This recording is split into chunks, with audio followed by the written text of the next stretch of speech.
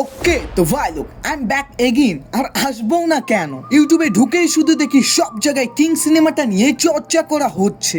এবার শাহরুখ খান 2000 কোটি পার করে ফেলবে। আর হেটাররা শুনো, this man world biggest superstar. ভাই আরো কত কিছু না এই টাইটেল রিভিল ভিডিওতে শেয়ার করা হয়েছে।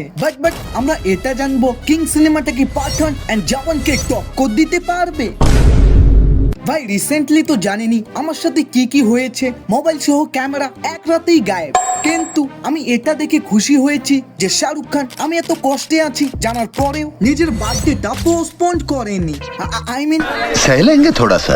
তাই শুরুতে জানাই happy birthday Shahrukh Khan. Title reveal ভিডিওটা খুবই অ্যাট্রাকটিভ ভাবে বানানো হয়েছে, কারণ যতবারই দেখুন না কেন আরো বারবার দেখতে মন চায়। এবং শাহরুখ খানকে কিন্তু খুবই ভয়ঙ্কর একজন গ্যাংস্টার হিসেবে প্রেজেন্ট করা হয়েছে, যার পাওয়ার এতই বেশি যে আন্ডারওয়ার্ল্ড গ্যাং এ তার নাম কিং রাখা হয়েছে। যদিও এখানে তাকে গ্যাংস্টার রোলে দেখানো হলেও মুভিতে আবার এমনটা নাও হতে পারে। শেষে জানা যাবে সেই সব কিছু ভালোর জন্যই করেছে। বাট এখানে যে সে ডায়লগটা বলে, হাজারো খারাপ কাজ 100টা দেশে বদনাম, তাই পুরো দুনিয়ায় আমাকে নাম দিয়েছে কিং।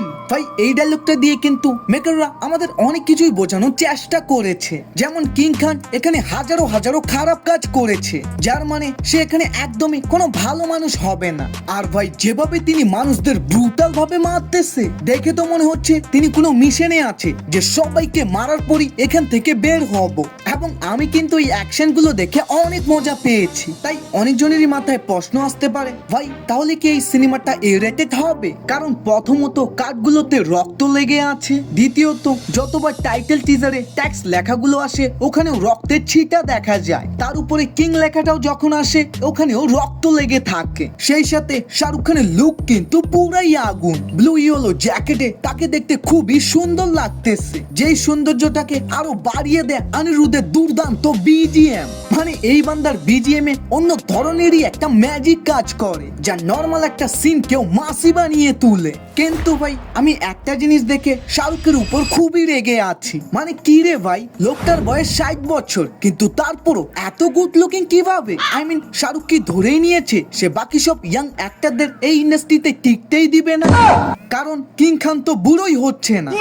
আর ওভারঅল যদি একটা রিভিউ দিই, ভাই আমার তো এটা পুরোই ফাটাফাটি লেগেছে। কিন্তু হ্যাঁ আপনাদের একটা জিনিস ক্লিয়ার করে দিই, যে টাইটেল রিভিল ভিডিওটা আমরা এখন দেখলাম ওটা হয়তো মুভির ম্যান অংশে নাও থাকতে পারে। কারণ ওই যে জওয়ান এন্ড সিকান্দার মুভির টাইটেল রিভিল ভিডিওগুলোর কথা মনে আছে তো? সোশ্যাল মিডিয়ায় এই ভিডিওগুলো শেয়ার করলেও ম্যান মুভিতে এগুলোকে যোগই করা হয় না। মানে সোজা কথায় এই টাইটেল রিভিল ভিডিওটা দিয়ে আমাদের শুধু মুভির সম্পর্কে হিন্ট দেওয়া হয়েছে। বাকি আর বেশি বকবক করবো না। তবে ভাই এই নতুন চ্যানেলটাকে সাবস্ক্রাইব করো, আমি চাই যেন খুব শীঘ্রই এখানেও 1000কে ফ্যামিলি পূর্ণ হয়। আর ভাই জীবনে যাই কিছু হোক না কেন আমি তো ইউটিউব একদমই ছাড়বো না। যতদিন পর্যন্ত আমি বেঁচে আছি ভিডিও অবশ্যই আসবে, তাই এখনই সাবস্ক্রাইব করো।